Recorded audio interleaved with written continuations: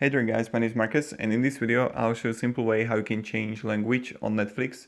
So let's start. The first thing you want to do is just be Netflix application, and when you're gonna be here, go to right bottom corner to more, and then scroll down below and click account. Right here, it's going to load. Scroll down below, more,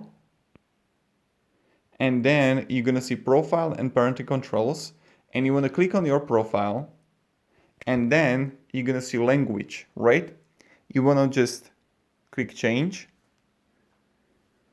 and right here display language, or you can change also more languages, and then you just click save. So you just change the language to something else, like the display one to English, Espanol, whatever, and you click save.